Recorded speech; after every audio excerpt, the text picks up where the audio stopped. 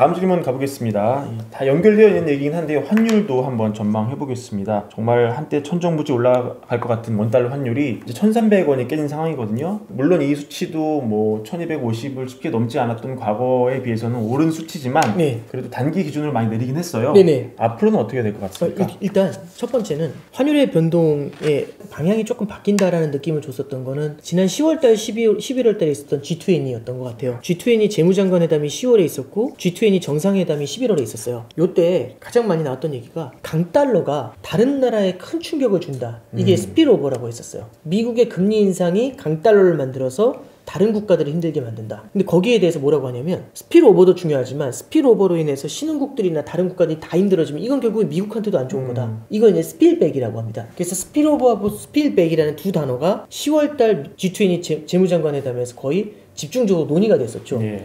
그러니까 결국에는 금리 인상을 해서 강달러를 만들면 미국은 고금리와 강달러라는 무기로 인플레이션과 싸울 수 있거든요. 근데 싸우는 건 좋은데 문제는 싸우는 과정에서 남이 다치는 거잖아요. 네. 근데 남이 다치는 것도 문제가 아니라 그게 자기한테 오히려 피해로 돌아올 수가 있잖아요. 이러다 보면 이게 느슨해질 수밖에 없는 거죠. 그래서 너무 세게 휘두르면 물가 잡다 초과 3단 다 데려온다 이 얘기 나올 수 있거든요. 그러면 연준 입장에서는 그런 고민을 하게 될 것 같아요. 그렇다고 약달러를 만들면 또 인플레이션이 강해질 거지 않습니까? 무기 하나가 사라지는 거니까. 그렇죠. 이거 어떡하지? 약달러도 아니고 강달러도 아니고 그러면 시장이 견딜 수 있을 정도 레벨의 강달러를 찾을 것 같아요.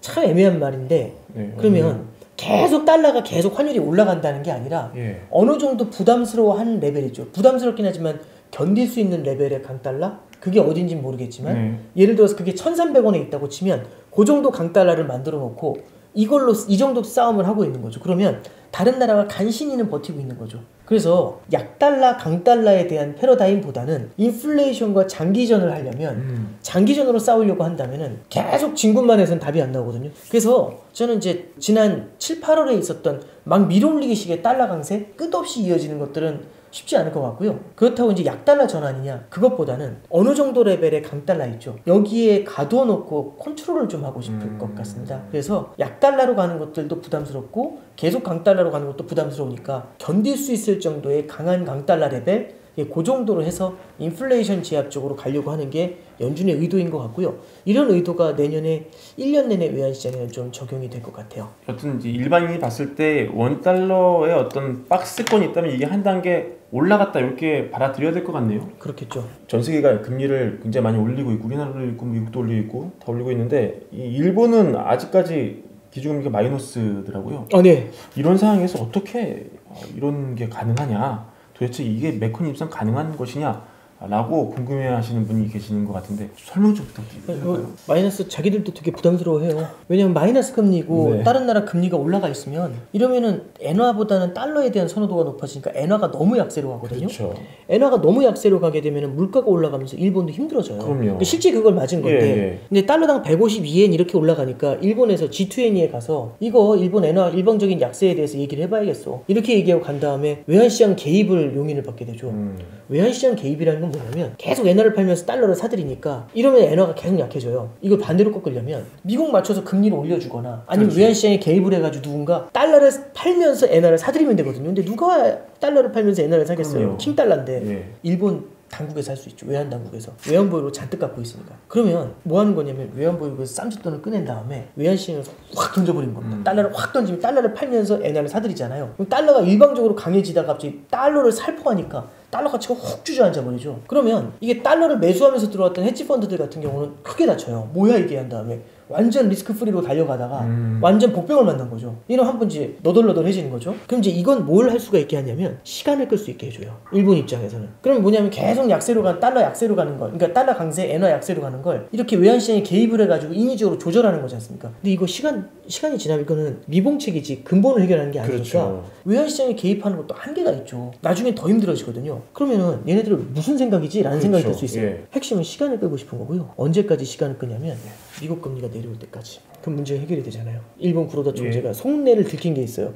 다들 뭐라고 한 거죠. 아니 그렇죠. 금리 왜 안 올려요? 이러니까 구로다 총재가 무슨 얘기를 하냐면 한두 번 올릴 거면 이런 고민 하지도 않겠다고. 이런 비싼 얘기를 해요. 그게 뭐냐면 지금 올리면 마이너스 0.1에서 어디까지 올려야 되겠어요?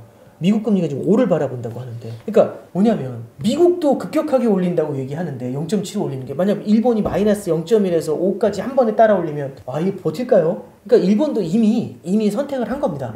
자기들이 선택을 한 겁니다. 이렇게 가기로, 버티기로. 시간을 끌면서 버티면 언젠간 내려오겠지. 이게 제일 큰 거거든요. 그래서 이제 일본이 이런 전략을 지금 쓰고 있는 거죠. 참 부담스럽겠지만. 아니, 일본이 꼭 이렇게 전략을 극단적으로 가야 될 만한 어떤 속사정 같은 게 있습니까? 일본의 부채가 굉장히 높아요. 정부 부채도 굉장히 많고요.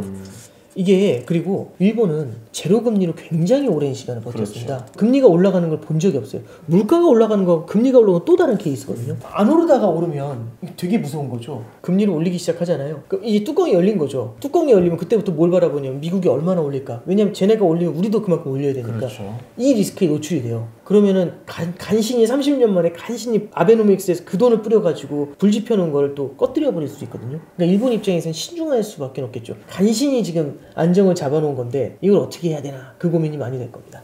정치적인 판단을 한 것이네요. 네, 그렇죠. 근데 방금 말씀하신 그 구로다 총재가 내년에 임기 만료라고 네, 하더라고요. 내년 4월이 만료입니다. 그죠? 예. 그러면 혹시나 일본 정부의 기조가 바뀔 가능성도 있습니까? 제 생각에는 한 사람이 모든 걸 결정한다고 보기에는 좀 어려운 것 같고요. 만약에 이런 체제 자체의 모순이 극에 달해서 어쩔 수 없이 바꾼다라고 하면 그건 가능할 것 같아요. 근데 외환보유고가 빵 까는다든지. 예. 구로다 총재 한 명이 바뀐다고 해서 확 바꿔버리면 전체가 다, 그러면은 바꿨을 때 말씀드렸던 것처럼 금리를 확 잡아 올릴 수 있느냐, 또 다른 얘기거든요. 아마 결국엔 트레이드오프를 계속 비교할 거예요. 이거를 이제 바꾸는 게 더 피해가 적을까, 그냥 가는 게 피해가 더 적을까, 둘 중에 고민을 할 거예요. 근데 적어도 미국 금리가 빠르게 내려오고 있다면, 만약 네. 상황에 따라 다르겠죠. 빠르게 내려오고 있다면 지금 굳이 바꾸면서 끌어올릴 이유가 없어 보일 거고요. 만약에 이게 내려오다가 다시 아니야 하면서 계속 올라가면 이거는 답이 없다. 장기전도 초장기전인데 그러면 이거는 바꿀 수밖에 없는 거야 라고 하면 움직일 수밖에 없겠죠. 그러니까 상황에 따라서 다른 겁니다. 아니, 일본이 그렇게 막대한 외환보유고를 넉넉하게 유지할 만큼 흑자가 많이 나는 그런 나라입니까? 일본이 흑자를 옛날에 많이 냈었고요. 외환보유고 1조 달러가 넘는 것도 있지만 더 중요한 건요, 일본은 전 세계에서 가장 큰 순채권국입니다. 8조 달러의 채권이 있고요, 5조 달러의 채무가 있어요. 그럼 두 개를 치면 순채권이 나오잖아요. 예. 3조 달러의 순채권국입니다. 우리나라도 3천억 4천억이거든요. 그렇죠. 어마어마한 규모죠. 한번 잠깐 생각해 보시죠. 이런 일은 일어나면 안 되지만 어느 특정 국가에, 이머징 국가, IT 같은 나라에서 지진이 크게 나잖아요. 예. 그럼 그 나라 통화 가치가 어떻게 될까요? 재정 적자가 크게 증가할 테니까요. 폭락하겠죠. 네. 일본은 동일본 대지진 오니까 슈퍼인고가 와요. 왜냐면 보험금 줘야 되니까. 예. 해외에 있는 자산을 팔고 그렇게 받은 달러를 다 팔고 엔화를 사서 돌아와야 되니까. 우리나라에 만약 그럴 일이 일어나면 안 되지만 만약에 진짜 동일본 대지진 같은 그런 쓰나미급 충격이 오면 정부 재정 지출이 엄청나게 늘어날 거 아니에요. 그리고 외국인 자금 유출 이런 거 나타나면서 원달러 환율이 하늘로 뛸 거지 않습니까? 일본 엔화가 강세로 가요. 신기하네요. 이게 정말. 순채권국의 힘입니다. 그래서 우리나라도 과거하고 바뀐 게 외환보유고도 있지만 우리나라도 이제 순채권국으로 들어가 있어요. 그래서 96년에 그 외환위기 맞을 때 그때보다는 펀더멘탈리 훨씬 더 튼튼해졌다, 이런 얘기를 하고 있는 거고요. 그거보다 몇 배 많은 게 일본의 케이스입니다. 그래서 금융대국인 건 맞아요. 선진 금융인지는 모르겠지만 금융 사이드나 경제 사이드에서 규모가 굉장히 큰 건 맞습니다. 이 채권의 상당수는 또 미국 채권이겠네요, 그죠? 그렇죠. 미국 국채도 많이 갖고 있고 자국 국채도 많이 갖고 있고, 보유하고 있고, 그러니까 자국민들이 갖고 있는 자국 국채의 비중도 높고 해외에 있는 자산들은 굉장히 다양하게 많이 갖고 있죠. 자, 정리 말씀 좀 부탁드릴게요. 내년에 경기 침체도 많이 올 것 같고 금융시장이 어떻게 될지도 예측이 불가능이고 여러모로 어려운 한 해가 될 것이다, 투자 측면에서. 많은 분들이 생각하시는데 투자자분들 이렇게 하셔라, 부부장님께 듣는 조언의 말씀 하나 듣고 하겠습니다. 네. 저는 이게 매크로 환경이 너무 빠르게 바뀌고 있지 않습니까? 환경이 빠르게 바뀌는 걸 하나하나 따라가면 정말 힘들 수 있다는 생각이 들어요. 어렸을 때 이제 물고기 잡던 경험이 있는데 꼬마애가 이 족대를 들고 물고기를 쫓아다니면서 들려고 해요. 한 마리도 못 잡았습니다. 저 얼마 전에도 한번 비슷한 경험을 했는데 커서도 못 잡더라고요. 왜냐면 물고기가 저보다 빨라요. 어떻게 잡냐면 어항이나 통발이라고 하죠. 떡밥 발라가지고 이렇게 놓잖아요. 보통 그 어항을 한 군데 안 넣고 한 두세 군데 물고기 많이 다닐 만한 데다 이게 어항을 이렇게 설치해 놓잖아요. 그 다음에 딴 얘기하고 막 술 마시고 놀다가 한 두어 시간 논 다음에 슥 가서 이렇게 들어보지 않습니까? 어떤 거 하나는 비어 있을 수 있는데 어떤 거 하나는 또 많이 채워져 있기도 하고 그렇지 않나요? 저는 포트폴리오가 그거 같아요. 쫓아다니면 답이 없습니다. 말씀드리고 싶은 거는 길목을 잡고 굉장히 빠른 변화가 일어날 때 길목을, 여러 시나리오에 대한 길목을 잡고 기다리는 투자가 나을 것 같아요. 이거는 그냥 한 글자로 포트폴리오 분산 투자죠. 저는 작년, 재작년부터 계속 말씀드려왔던 내용이고요. 지루한 얘기지만 원칙이 제일 중요하다라는 건 첫 번째고요. 두 번째는 과거의 패턴으로 이게 앞으로도 그렇게 될 것이라고 생각하는 것보다는 40년 만에 인플레이션이다 이런 얘기가 나오지 않습니까? 예. 인플레이션이 너무 심각하면 돈을 뿌리기가 참 어려워져요. 그럼 인플레이션이 사라지면 되잖아. 그런데 40년 동안 인플레이션을 못 만났던 사람하고 작년에 인플레이션을 만났던 사람하고 경각심이 달라요. 그럼 그만큼 돈을 못 뿌리거든요. 그럼 과거에 돈 뿌리기에 익숙해져서 밀어 올렸었던 그런 패턴의 투자가 앞으로도 그대로 이어질 수 있을까? 저는 그게 많이 변화를 줄 것 같아요. 예, 그래서 과거에 움직여왔던 모습을 보면서 다음에도 그렇게 될 거야 라는 투자 방식, 이른바 바이 더 딥이라고 하죠. 예. 많이 떨어졌으니까 돈 뿌리니까 오를 거야. 이거는 조금 좀 경계를 해주시는 게 어떤가. 예, 그래서 과거의 패턴으로 투자하는 것들보다는 새로운 변화에 좀 적응하시는 것들도 필요하지 않겠는가. 예, 그렇게 좀 조언해 말씀드립니다.